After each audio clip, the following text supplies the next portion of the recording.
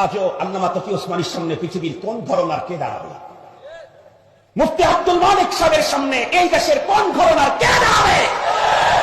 আজকে মাহফিলের সম্মানিত প্রধান অতিথি মুফতি মিজানুর রহমান সাঈদ সাহেব, তার সামনে আপনাদের ঘরানার কয়জন দাঁড়ানোর মতো আছে? নিয়ে আসেন।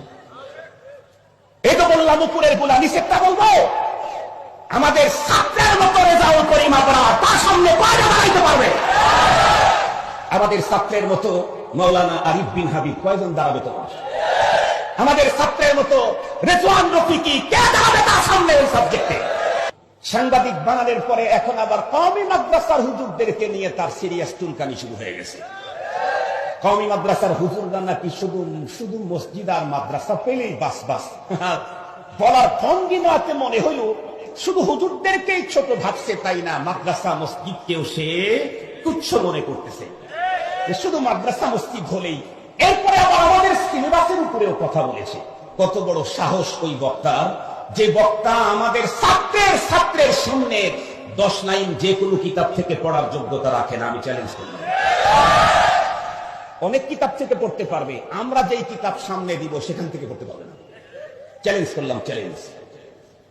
সে উলামায়ে কওমিয়ার উপরে কথা বলে। আমি জিজ্ঞেস করতে চাই, বাংলাদেশে শাইখুল হাদিস বলতে তাদের ঘরানার কয় ডজন আছে? বাংলাদেশে মুফতি আজম বলতে তাদের ঘরানার কয় ডজন আছে? বাংলাদেশে বিশ্বনন্দিত কারি বলতে তাদের প্রোডাকশন কয় ডজন আছে? বাংলাদেশে বিশ্বমানের হাফেজ বলতে তাদের প্রোডাকশন কয় ডজন আছে? কথা বলেন না কেন? কথা বলেন না কেন? কাদের ব্যাপারে আপনি বক্তব্য দিচ্ছেন? ক্ষমতার স্বপ্ন দেখতেছেন।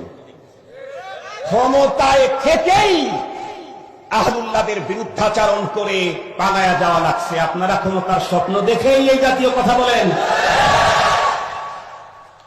ক্ষমতায় থেকেই আহলুল্লাহদের বিরুদ্ধাচরণ করে পালিয়ে যাওয়া লেগেছে।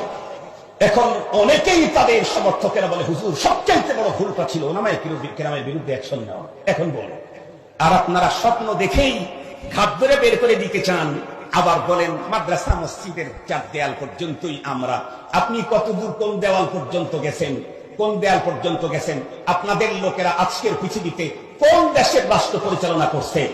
উলামায়ে কওমিয়া আফগানিস্তানে কওমি মাদ্রাসার তালেব ইলমরা পৃথিবীর সর্বশ্রেষ্ঠ রাষ্ট্র কায়েমের নজির কায়েম করেছে। পৃথিবীর সবচাইতে শ্রেষ্ঠ উন্নত মানের, এত অল্প টাইমে একটা বিধ্বস্ত দেশটাকে এত উন্নতি করার ইতিহাস পৃথিবীর মধ্যে নেই। আপনি হুজুরদেরকে কি চিনলেন? উনি নাকি আবার কওমি মাদ্রাসাও করছে। কি চিনলেন আপনি? কম পক্ষে কোরআন হাদিস ফতোয়া এই জাতীয় বিষয়ে আজও উলামায়ে কওমিয়ার সামনে আপনার গ্রুপের লোক কেন সারা দুনিয়া দাঁড়িয়ে 1 নম্বরে যাওয়ার সাহস করবে না? কথা বলেন।